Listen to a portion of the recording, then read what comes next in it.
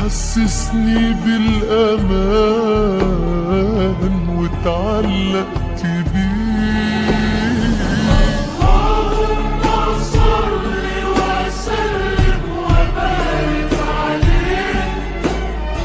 اللهم صل وسلم وبارك عليه، واتحامى فيه